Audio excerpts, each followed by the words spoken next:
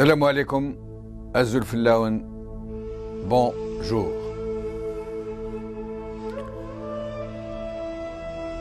Fatma Zahra Himalayan, plus connue sous le pseudonyme de Assia Jabbar, nous a quittés hier soir à Paris des suites d'une longue et pénible maladie.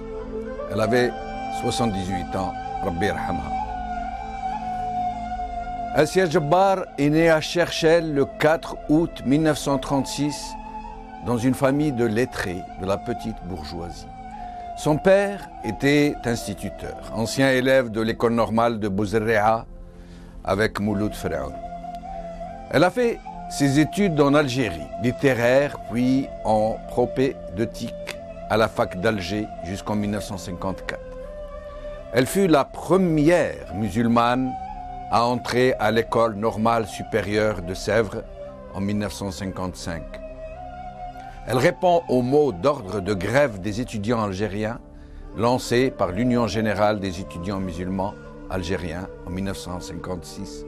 Elle suspend ses études et ne passe pas son examen. Son premier roman, La Soif, écrit à cette période sous le nom d'emprunt de Assia Jabbar, obtint un franc succès en France. Assia se marie en 1958. Elle collabore activement au journal El Moujahid. Après un doctorat en histoire, elle enseigne cette matière à l'université de Rabat au Maroc et à partir de 1962 à l'université d'Alger. Elle collabore dans des émissions littéraires dans la presse et la radio algérienne.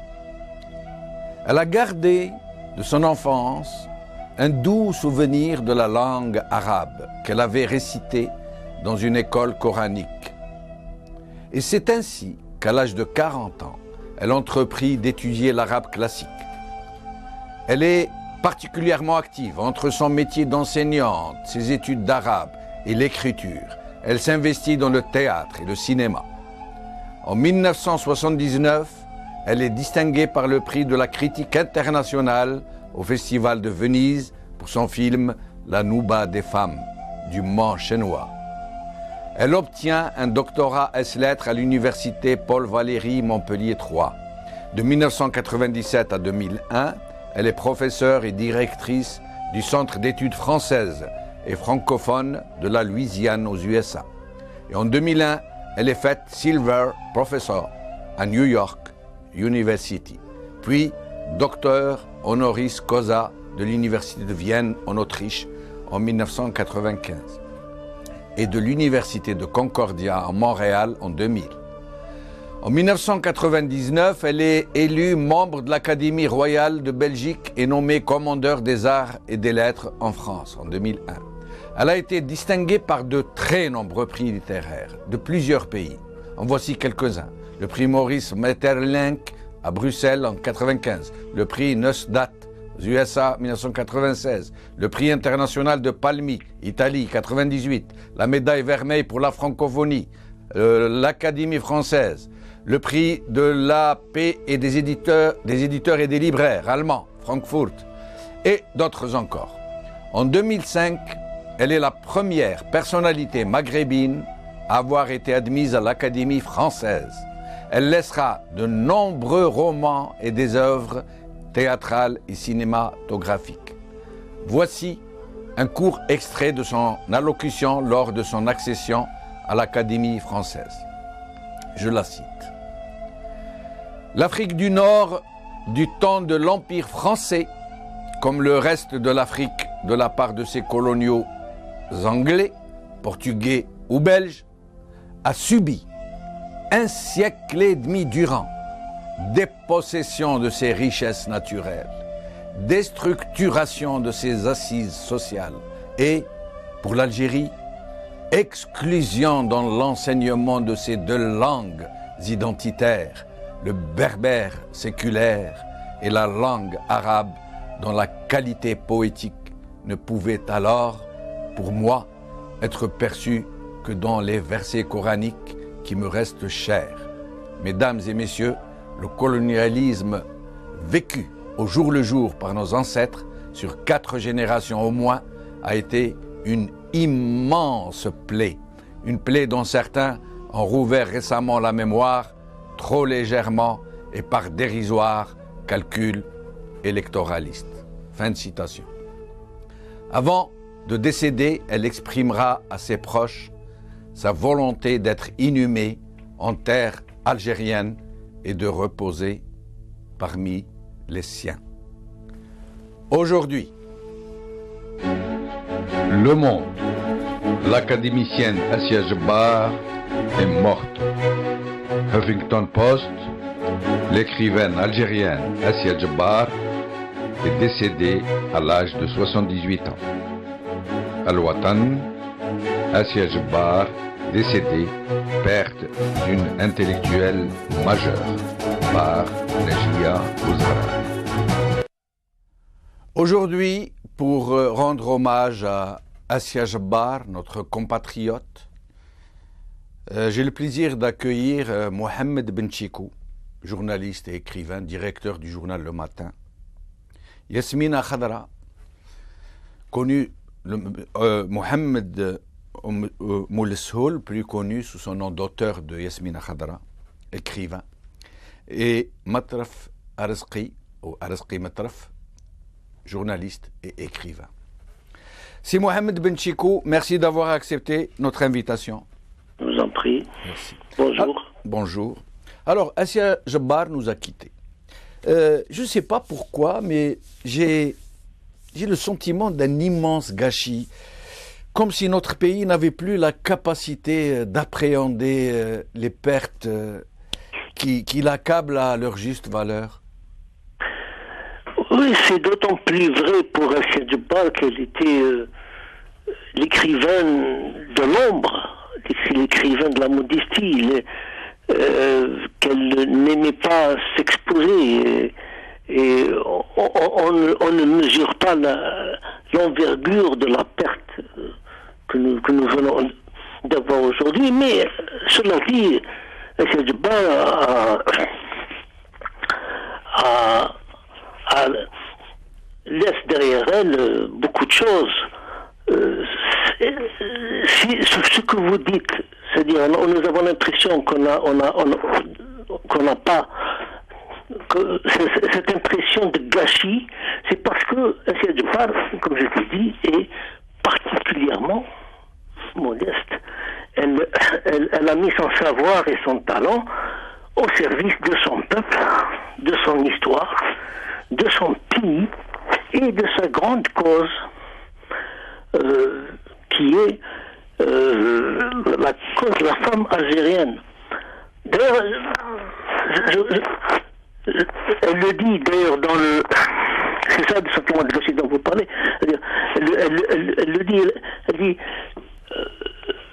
les portes, vos portes, elle parle à l'Académie, aux responsables de l'Académie française, ne s'ouvraient pas pour moi seul, ni pour mes seuls livres, mais pour les ombres encore vives de mes confrères, écrivains, journalistes intellectuels, femmes et hommes d'Algérie, qui, dans la décennie 90, ont payé de leur vie le fait d'écrire, d'exposer leurs idées, ou tout simplement d'enseigner en langue française.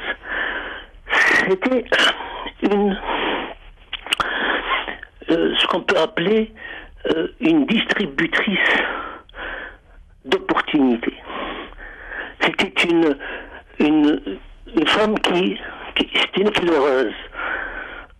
Elle a offert tout son savoir aux femmes de son pays, sa grande cause. C'est ça. Oui. Restez avec nous, Mohamed Benchikou. Mohamed Mouleshoul, plus connu sous le nom de Yasmina Khadra, merci d'avoir répondu à notre invitation. Merci. Alors, quel est votre sentiment après l'annonce du décès de Assia Djebbar? C'est un sentiment traditionnel. En Algérie, on perd nos idoles, nos repères, nos grandes voix. Et puis on se réveille à 7 mois, on se réveille à ce gâchis. Et je trouve que c'est dommage qu'Assia Djebbar ne soit pas une permanence intellectuelle en Algérie. C'est dommage que les universités algériennes n'aient pas pu profiter de sa générosité. Et c'est dommage pour les jeunes Algériens de ne pas connaître ses œuvres et de ne pas l'étudier pour s'en inspirer. Mais c'est quelque chose, c'est une espèce de malédiction qui ne nous permet pas d'être solidaires de tous nos grands écrivains, de tous nos grands comédiens, de nos artistes. C'est cette famille déchiquetée, avachie, qui ne permet pas à l'Algérie peut-être d'accéder à son génie. Oui. Et Aziz Djebar fait partie justement de ces exclusions qui n'ont jamais permis au peuple algérien de s'éveiller à sa grande force et à sa vaillance intellectuelle. Restez avec nous, c'est Mohamed, nous allons continuer à faire un tour de table. Rizqi Matraf, merci d'avoir accepté notre invitation. Bonjour. Bonjour. Alors, votre sentiment? Je suis, comment vous dire, je suis très peiné parce que c'est quelqu'un que j'ai encore vu il n'y a pas très longtemps. Et j'étais déjà peiné de l'avoir dans cet état, dans un état... et je suis peiné parce que, outre le fait que c'est une très grande perte pour la littérature, la réflexion, etc., algérienne, c'est aussi une perte pour, j'allais dire, une espèce de modèle féminin pour nos jeunes filles qui ont besoin de voir que quand on part comme Aziz Djebar, comme Fatma Zahra Himalayen, d'un milieu assez traditionnaliste, etc., puis se battre pour se faire sa place de seule femme dans une génération qui était essentiellement masculine, il faut le rappeler, et puis se battre pour être la femme libre, la femme qui décide de ses choix, comme celui, par exemple, d'accepter d'entrer à l'Académie française, qui a été très mal vu. Et je rappelle les dizaines d'articles de presse qu'il y a eu dans la presse algérienne à l'époque, qui lui étaient très hostiles. Voilà. Excusez-moi, il y a eu des articles hostiles à son accession à l'Académie française? Oui, bien sûr. Pourquoi Pourquoi parce que c'est l'Académie française et parce que des gens le voyaient mal pourquoi elle entrerait dans une académie française à Paris. Bien sûr qu'il y a eu des... C'est incroyable. C'est incroyable. À la presse de l'époque. Mais encore une fois, on est dans cet exercice qu'on connaît bien, nous autres Algériens.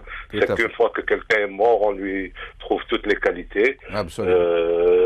Ce qui n'est pas mal aussi, parce que c'est des hommages, il vaut mieux qu'ils soient faits tardivement que jamais. Mais en même temps, il faut quand même rappeler que on a nourri à l'égard de cette barre énormément d'hostilité. Merci. Voilà. Restez avec nous, Rizqi Matraf. C'est Mohamed Ben Tchikou. Rizqi Matraf vient de dire que généralement, bon, c'est toujours comme ça. Mohamed Ben Tchikou? Ah, nous l'avons perdu. Donc, c'est Mohamed Moulsoul. Rizqi Matraf vient de nous dire que, bon, ça se passe toujours comme ça, c'est vrai. On le dit en dialectal algérien, en arabe de chez nous.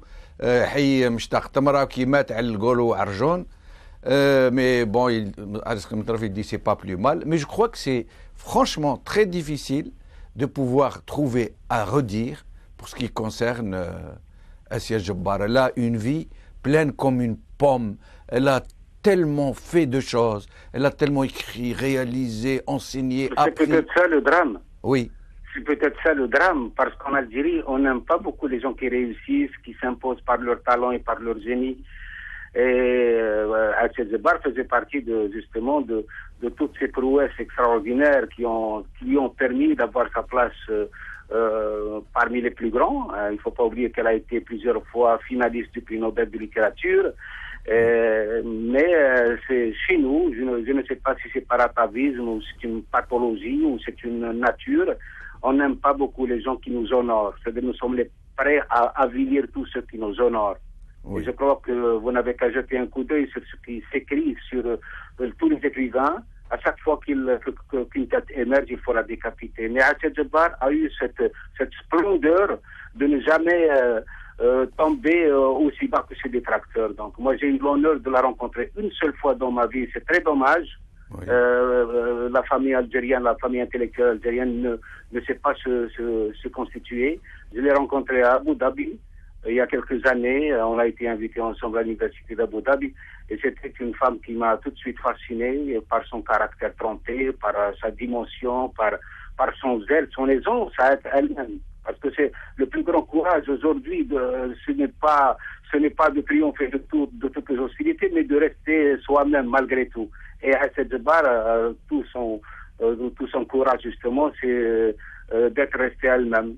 Mais bien sûr, c'est une perte pour l'Algérie, mais rien ne nous empêche de rattraper cette perte en enseignant cette dame dans nos plus grandes écoles, en essayant de montrer à nos jeunes que les Algériens sont capables de réussir et de fasciner le monde. Et ce n'est pas une insulte au peuple algérien. Au contraire. Vous parliez du prix Nobel. Pourquoi, à votre avis, elle n'a pas eu le prix Nobel? Ah, ça, ce sont les voies du Seigneur, vous savez, on ne sait pas. Oui. Vous savez, le prix Nobel, c'est surtout un prix qui est plébiscité et on n'a pas beaucoup de réseaux qui soutiennent les écrivains africains. On parle d'un manque de soutien de son pays. On parle d'un manque de soutien, d'un manque de soutien quasiment intégral. Non, si seulement il y avait un manque de soutien, c'est pas grave. Oui. Mais la destruction, c'est elle qui est mauvaise. C'est cette façon d'identifier, d'essayer de falsifier l'effort intellectuel de quelqu'un, d'essayer de le défigurer malgré la belle image qu'il donne de son pays. C'est ça le drame. On n'a pas besoin de soutien. On voudrait juste écrire en paix. Oui. Être, même pas respecté, mais être ignoré. Aïssata Djebbar a réussi quand même en s'exilant, parce que pour moi c'est un exil d'aller aux États-Unis, bien qu'elle ait été accueillie avec les honneurs. C'est une dame qui était très respectée aux États-Unis, mais elle aurait préféré, je suis certain qu'elle aurait été doublement heureuse si sa générosité, son talent, son génie avaient servi aux enfants de l'Algérie et à toutes leurs... On parle beaucoup de femmes. Je crois que Aïssata Djebbar a dépassé cette dimension. Elle n'était pas femme, elle était une lumière, elle était un lumignon qui aurait pu apporter un maximum d'éclairage dans la nébuleuse qui est en train de nous décomposer. Voilà, pour moi, Aïssata Djebbar, c'est surtout un repère. C'est un peu, ça me rappelle Mohamed Harkoun, qui est une comète, qui ne passe qu'une fois tous les 6 siècles et qu'on a laissé passer comme ça. Oui. Et ça me rappelle aussi Katib Yassine, Mouloud Mamri, Mohamed Dib, tous les gens qui auraient pu faire du peuple algérien un peuple heureux. Oui. Mais à la différence que Mohamed Dib de s'incliner devant l'effort intellectuel ou la réussite de quelqu'un. À la différence que Mohamed Dib et Mohamed Harkoun ont demandé à ne pas être enterrés en Algérie, pour des raisons évidentes, après ce qu'on leur a fait subir. C'était leur façon à eux de protester post-mortem. Mais restez avec nous, Mohamed. Je crois que c'est une faiblesse. C'est une faiblesse. Aïssata Djebbar prouve que quand on est soi-même, on n'est pas dans la faiblesse. Elle a choisi d'être enterrée par lui sur la terre de ses ancêtres. Oui. Je crois que c'est magnifique. C'est magnifique. Oui, tout à fait. Elle restera toujours très proche de l'âme algérienne. Restez avec nous, Mohamed Moulsoul. C'est Mohamed Benchikou, pardon, excusez-moi, je me mêle. Tout à l'heure, El Matref parlait d'un certain moment où la presse, une certaine presse algérienne ou certains auteurs, que je ne qualifierai pas de journalistes, auraient descendu en flammes Aïssata Djebbar parce qu'elle aurait accédé à l'Académie française. Moi, je n'en suis pas revenu parce que je ne savais pas. C'est un épiphénomène. Je viens d'écouter la brillante intervention de Yasmina Khadra. Je crois qu'elle se suffit à elle-même.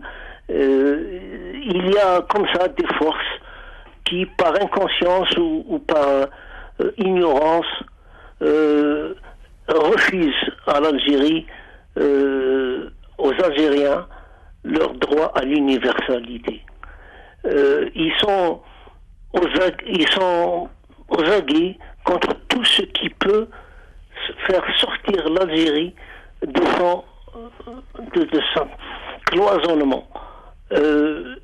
Si Aïssata Djebbar a été élu à l'Académie française, ce n'est pas un passe-droit, c'est le résultat d'un travail, la reconnaissance d'un talent, d'une envergure.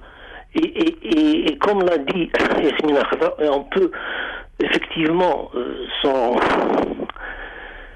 plaindre, c'est que nous n'aimons pas notre pays au point de lui reconnaître sa place dans l'universalité. C'est cela. Voilà. Cela dit, Yasmina Khadra l'a très bien résumé. Nous y arriverons tôt ou tard, nous y arriverons. Inch'Allah. Mais tout à l'heure, Mohamed Benchicou, j'étais en train de parcourir un peu sur Internet pour avoir des renseignements sur elle. J'ai été stupéfait de tout ce qu'elle a réalisé, de tout ce qu'elle a produit, de tout ce qu'elle a donné. C'est énorme, c'est monumental, c'est inimaginable. Comment on peut autant donner quelle est donc cette énergie, cette générosité? D'où tirait-elle tout ça? C'est, je crois, deux choses. La première, c'est une énorme envie de faire connaître sa civilisation, son peuple. Et la seconde chose, c'est elle était une femme qui était qui portait en elle les cicatrices des femmes de son pays. Et elle ne se limitait pas dans l'effort, elle voulait plus que tout autre parler, faire connaître. Elle le dit d'ailleurs, elle le dit. Et comme nous ne sommes pas toujours à l'écoute des fils de ce pays qui font connaître le mérite algérien, ce que j'appellerais la classe algérienne, eh ben, nous avons ignoré. Restez avec nous, c'est Mohamed. Rizqi Matraf, Yasmina Khadra parlait de lumière. Il dit elle est plus qu'une femme, c'est une lumière, un lumignon. Nous l'avons perdu, nous avons perdu. Donc je reviens à Yasmina Khadra. Vous disiez que c'était une lumière, un lumignon. Est-ce que dans le climat délétère que vit notre pays, dans la situation que vit notre pays, c'est une lumière qui s'éteint, une lumière de plus qui s'éteint et sans espoir de voir d'autres lumières surgir? Nous avons perdu Yasmina Khadra aussi. Donc, c'est Mohamed Benchicou, vous êtes le dernier à être resté avec nous. Je vous pose la question, donc je viens de poser à Yasmina Khadra. Mohamed Benchicou? Je ne crois pas que c'est perdu. Franchement, ce n'est pas par optimisme béat. Oui. Je crois que nous sommes et nous avons la capacité, la possibilité de dépasser cette étape qui est la nôtre aujourd'hui, qui est ce marasme, ces combats derrière-garde qu'on nous impose. Je pense que nous les dépasserons. Et je ne crois pas que c'est-à-dire justement l'apport d'Assia Djebbal, c'est qu'elle a été une éclaireuse. Oui. Et c'est sous la lumière de cette femme et de tous ceux qui, comme elle, comme Arkoun, comme Mohamed Dib, dont vient de parler Yasmina Khadra, que nous percerons, nous avancerons dans la nuit qu'on nous impose. Merci, c'est Mohamed Benchicou. Mohamed Oumsoul, Yasmina Khadra. Il nous reste à peu près 2 minutes si vous voulez exprimer quelconque hommage, un hommage plutôt à cette grande dame. Cette grande dame, bien sûr, on pense à sa famille, à ses fans, à tous les gens qui la chérissaient. Donc, J'espère que nous serions de tout cœur avec eux. On talbo ar-rahma lillah. Merveilleuse. Voilà. Merci beaucoup. Merci d'avoir accepté notre invitation à mes 3 invités, Mohamed Benchiko, Mohamed Mouleshoul, Yasmina Khadra, Arzqi Matraf. Merci infiniment. Avant de vous quitter, j'aimerais vous faire partager une douleur personnelle. Hier soir, comme peut-être à la même heure que Assia Jabbar, j'ai ma seconde maman est décédée à Batna. Elle s'appelait Louisa Abd Samad. Je voulais vous le dire. Merci beaucoup. Salam alaikum. Bqa ala khair. Salama.